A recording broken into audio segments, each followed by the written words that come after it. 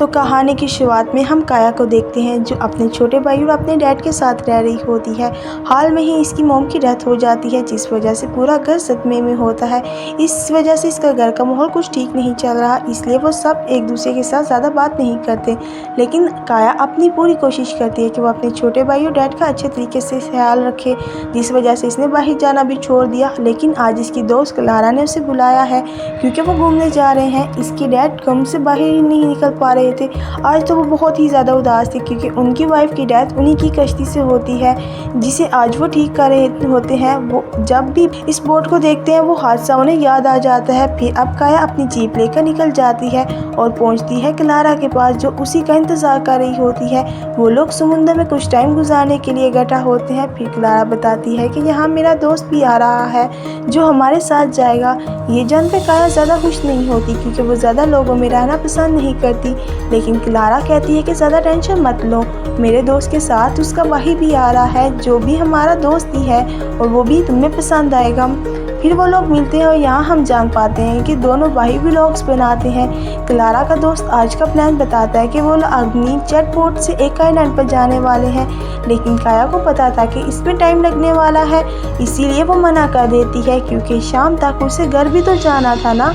लेकिन क्लारा का दूसरा दोस्त कहता है कि हम सूरज डूबने से पहले ही वापस आ जाएंगे, इतना दूर वो आइलैंड नहीं है, हम 2-4 दिन पहले ही गए थे।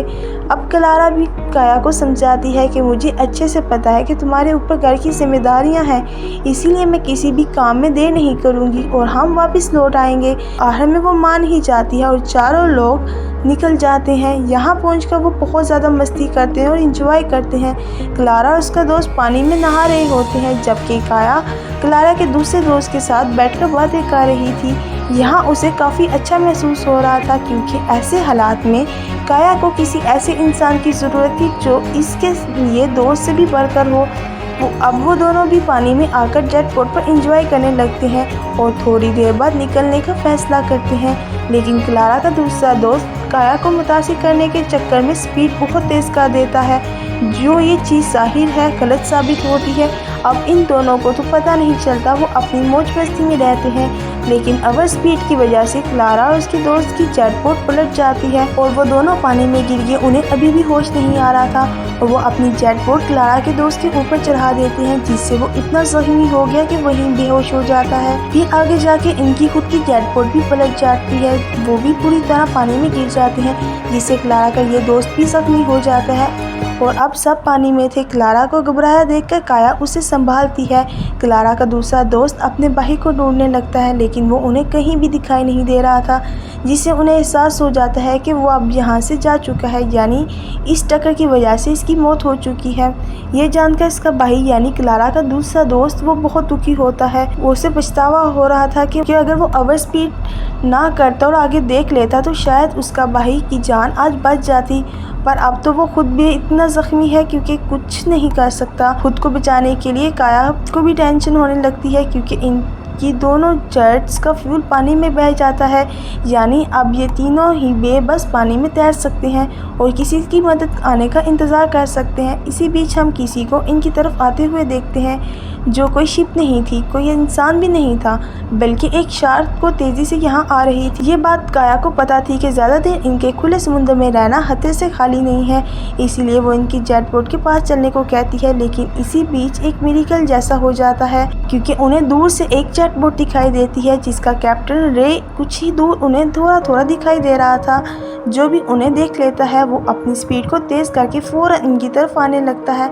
अब करीब आकर उसे पता चला कि वहाँ वो लोग कुछ मदद के लिए पुकार रहे हैं, इसलिए रे एक एक करके तीनों को ही ऊपर खींच लेता है और रिलैक्स होने को कहता है क्योंकि अब वो लोग सेफ हैं। वो क्लारा के दोस्त को सही से बिठाता है क्योंकि वो ज़्यादा जख्मी था और खून भी इसका बहुत ज़्यादा बह चुका था। क्लारा वाशरूम के अंदर जाती है जहाँ रे भी था और हम नोटिस करते हैं कि वो बार बार काया को ही देख रहा था।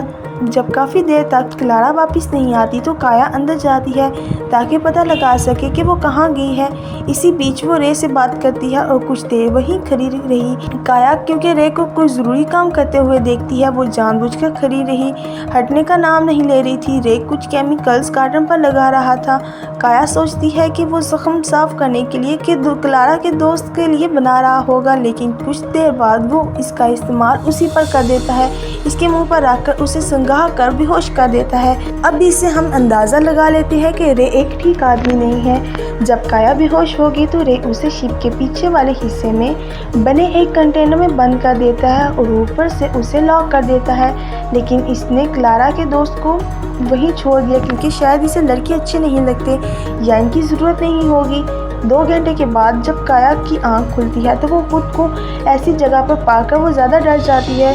यहाँ क्लारा को भी कुछ देर बाद होश आ जाती है। वो भी बहुत ज़्यादा सहमी हुई थी और डरी हुई थी। ये एक लकड़ी पर हेल्प लिखा हुआ पाती हैं, जिसका मतलब यहाँ पहले भी कोई बंद था जिसने मदद के लिए हेल्प मांगी थी। वो पूरी जगह किसी चैम्बर जैसी लग रही थी जिससे बाहर निकलने का बस एक ही रास्ता था। ऊपर वाला जो कि अभी बंद था, उन्हें ये मैट्रेस दिया हुआ था। इस पर खून के निशान थे और बहुत सारी लड़कियों के बाल भी, जिसे हम समझ पाते हैं कि यहाँ पहले भी कई सारी लड़कियाँ कैद हो चुकी हैं। और ये दोनों बहुत ज़्यादा डर जाती हैं और सोचती हैं कि आखिर हमें यहाँ पर क्यों बंद किया गया है, काश हम इस आइलैंड पर आते ही ना। लेकिन अब अफसोस करने का कोई फ़ायदा नहीं था, जो होना था वो तो हो गया। अब उन्हें यहाँ से बाहर कैसे निकलना है ये सोचना होगा, क्योंकि जितने दिन यहाँ पर गुजारेंगी इतना ही खतरा बढ़ता जाएगा। लेकिन अगली सुबह रे ऊपर का दरवाज़ा खोलता है और उन्हें खाने को जिंदा सड़े हुए मछलियाँ देता है।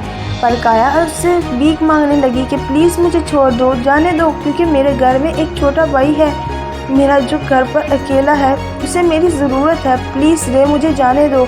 लेकिन रे कहता है कि बिल्कुल, और अगर तुमने यहाँ से भागने की ज़रा भी कोशिश की तो मैं तुम्हें मार कर फिर टुकड़े कर करके मछलियों को खिला दूंगा। ये बोलकर वो फिर से कंटेनर का दरवाज़ा बंद कर देता है और वहाँ से चला जाता है। फिर वो अपने काम में लग जाता है, जैसे कि जिंदा मछलियों को खाना, गाने सुनना, सिगरेट पीना वगैरह, यानी कि वो सारे ही उल्टे काम करता है। फिर इसी बीच हम एक चीज़ नोटिस करते हैं कि बीच बीच में वो किसी फ़ोन पर किसी से बात करता है, जिसका मतलब कि यहाँ पर कोई आने वाला है। हम क्लारा के ज़ख्मी दोस्त को भी देखते हैं जो अभी भी वहीं पे पड़ा हुआ होता है। कई दिन गुजर जाते हैं लेकिन इसका कोई इलाज नहीं हुआ, ना ही रे ने इसे कुछ खाने को दिया। अब 4 दिन बाद किसी शिप की आवाज़ आती है जिससे वो दोनों लड़कियां भी सुन लेती हैं और बहुत खुश भी हो जाती हैं इस उम्मीद में कि शायद कोई हमारे मदद के लिए आया होगा या फिर कोई कोस्ट गार्ड होगा जो अभी उन्हें बचा ले जाएगा। लेकिन पता चला कि वो एक डॉक्टर है जिसने अपनी शिप काफ़ी दूर खड़ी की थी और वहाँ से एक छोटी कश्ती में बैठकर यहाँ तक आया। वो पहले तो आकर क्लारा के दोस्त को देखता है और पूछता है कि कब से यहाँ पर पड़ा हुआ है।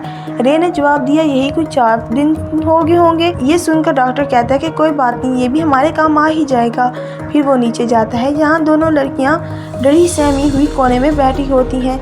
डॉक्टर पूछता है कि तुम में से चोट किसको लगी है, मैं उसका इलाज करने के लिए आया हूँ। तो क्लारा आगे आ जाती है। डॉक्टर ने कहा ठीक है लेट जाओ। फिर वो इसको चेक करता है और ऐसे बात करते हुए ऊपर चला जाता है। मगर इनके जाने के कुछ ही देर बाद हम क्लारा के दोस्त की चीखें सुनते हैं, क्योंकि वो डॉक्टर दरअसल एक ऑर्गन को जिंदा ही बाहर निकालने वाला था और ये ऑर्गन की सप्लाई करते हैं और ये दोनों ही आपस में मिले हुए होते हैं ऑर्गन की सप्लाई करने में। नेक्स्ट पार्ट देखने के लिए अभी चैनल को सब्सक्राइब कर लो।